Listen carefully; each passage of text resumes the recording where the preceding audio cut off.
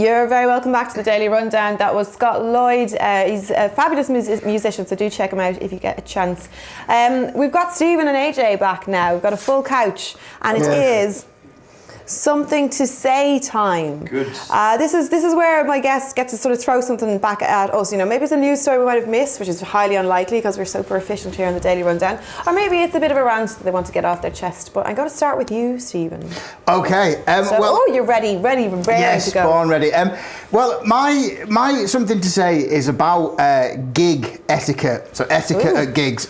Last week I was clarifying. Yes, exactly. Yeah, just reordering the words in case you were confused on how our sentences work. I was lucky enough to go out and visit the wonderful Cat Empire. Not the Empire of Cats, which sounds tremendous. But no, a gig by the band, the Cat Empire. And it was a fantastic gig, as we thought it would be. Myself and my partner went there. And I agree that dancing, I'm a great believer in dance like nobody's watching you, but dance like there might be somebody near you. Because there was a man there who was throwing shapes he was obviously a big fan of throwing shapes. And my partner pointed out that he was getting quite close and actually was kind of hitting my partner. And she pointed out in her lovely Geordie, family-friendly tone that he was maybe dancing a little bit close, and that she may wish that he may want to vacate the area and possibly, and procreate with any available. She put her point across in a very colourful way, and he used language that I would not use, even if it was post-Watershed and we were in a smoking bar. It was very, very bad language. Now, everybody likes to dance around. If you're not aware of the Cat Empire, they're sort of an Australian ska, reggae, sort of hip-hop band. So as you can guess, there's lots of liveliness, there's lots of people bopping around and jumping around, but it's just... Don't just windmilling and also if somebody points out that you know people were bumping into people and people were spilling people's drinks and stuff, but it's about kind of going, sorry mate, you're okay, way big hug. But it's not about, well, go and stand somewhere else and why are you here if you don't want to have a good time? You think, well, it's not that. It's awful. There's nothing more annoying. I think it ruins a gig. Yeah, I mean, any kind of, like you said, it's not like you're made to feel like you're something wrong with you or you're the boring one who's not just falling around. Because I mean, a lot of the time there's probably drink and stuff involved at this. The ones who really don't seem to know where they are. I mean, like spatially where they are, like when they're on top or banging off someone. Yeah. And it's hugely annoying. I had something similar with my mum came to visit me and we went to for Paddy's Day. We went to one of the pop-up places that everyone loves Paddy Day. Everyone likes to be Irish for the day, don't they? Yeah. And we had these, let's do some Irish dancing. It wasn't Irish dancing because it was English people trying to do Irish dancing. No offence, but maybe I should have been the one to take offence, to be fair, because it was their take on Irish dancing, swinging around, holding each other like this and like swinging around as fast as they could. That's Michael We used to call that a fault, buzz. to be honest. It is Michael Flatley's fault, probably. They're banging off my mum, you don't bang off my mum.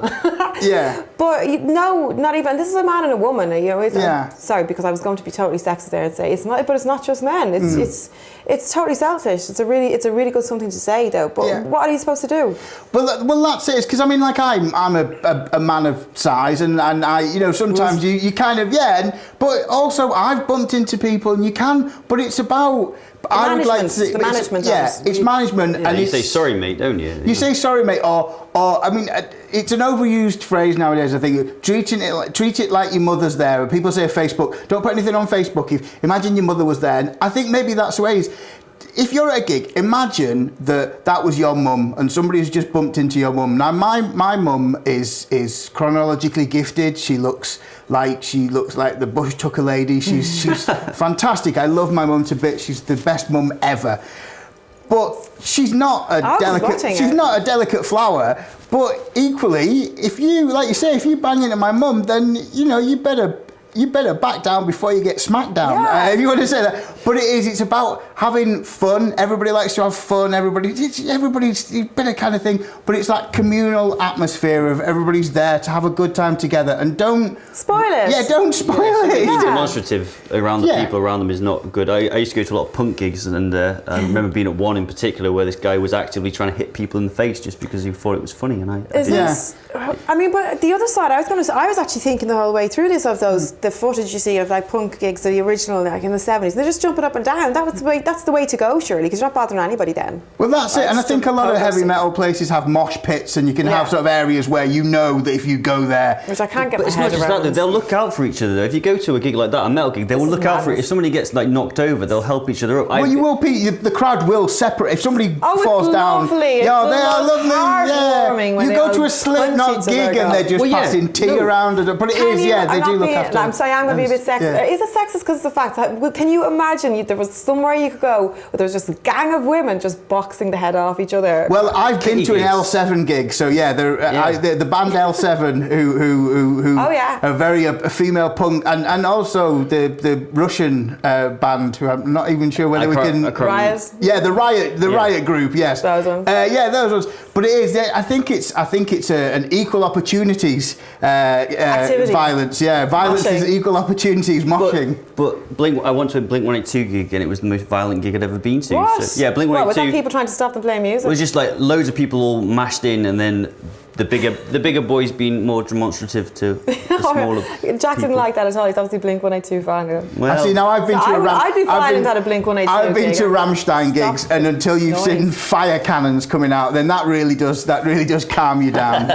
But yeah. But like you say, your overall point is that you can go to any of these gigs, and it's all perfectly pleasant. Somehow there's a gentlemanly the etiquette is adhered to. It's a if you're communal going to stage spirit. dive, don't stage dive feet first. Come on, that's the basic. That's the basic rule. I've seen people do it. They fly kick people in the face. Wow. It's horrible to see. Wow. Like, Or if you're going to stage dive, make sure that there's at least some people you know underneath you, because just people to catch you rather than just make sure they're aware Aimlessly that you're coming and just jumping off stage. One of Otherwise, my you're just kicking friends. someone in the face. Yeah. Thanks very much for that, Stephen. That was brilliant something to say. AJ, what have you got for us today? Right, folks. You've got props. Yes, I have got props. So, a few weeks ago, Fiona here met an astronaut, didn't you? Yes, I was extremely excited about it. We were talking about space things, and there's a space thing that I want to share with you all now. So we live on Earth. Here we are on Earth, all of us. And there was this photo taken in 1990. Right. It's got it up for you there. So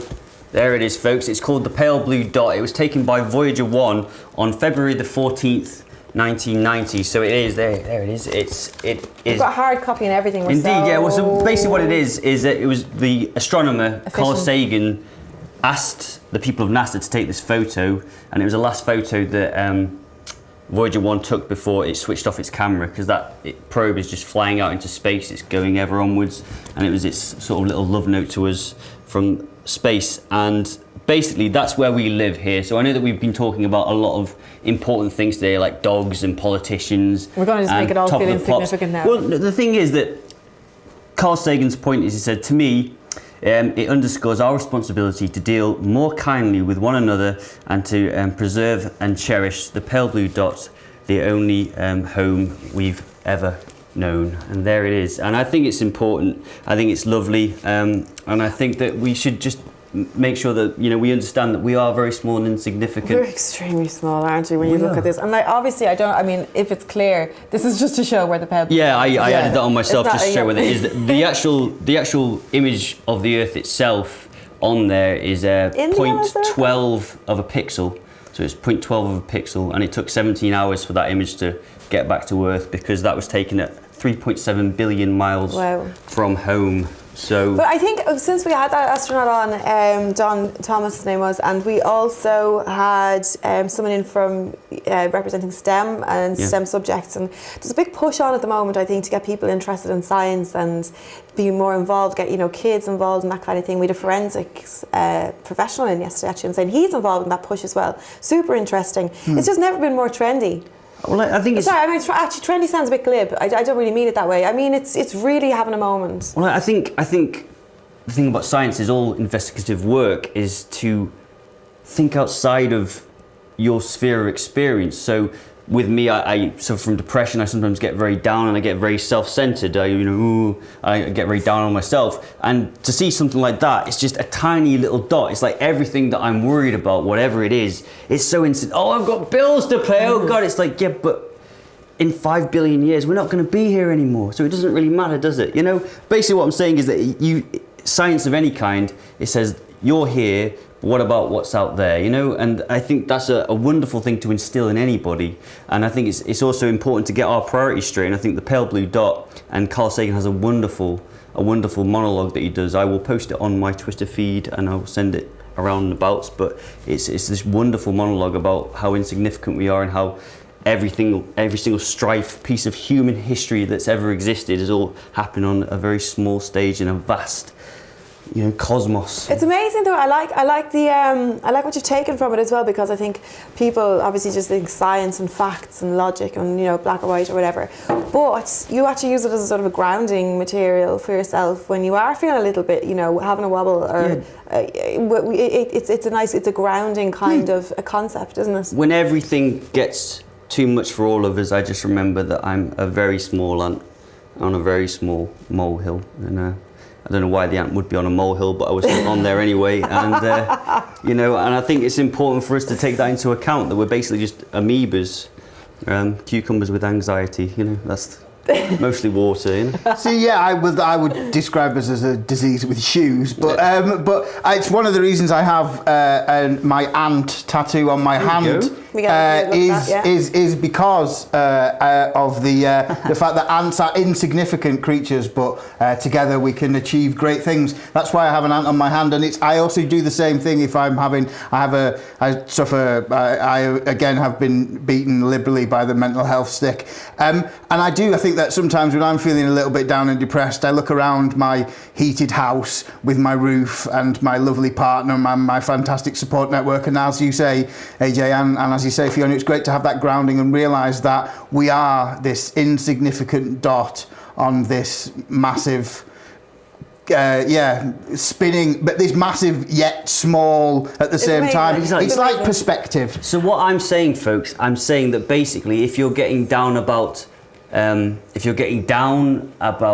bias in the media, or if you're getting down about institutional sexism, or even the way that the police treat animals and dogs and evidence, just remember that it doesn't matter, because we're tiny and one day the earth won't be here. So just look up tonight and treasure that. Oh, thanks very much for that. And you're going to post, so you're going to link to it as well on your Twitter, aren't you? Yes, I will link to it. Perfect. You'll get that if you follow the Daily Rundown anyway. Thank you very much for that, guys. There's some things to say. We're going into our final break of the evening, and when we come back, we're going to be looking at the slightly more unusual stories of the day. So don't miss that.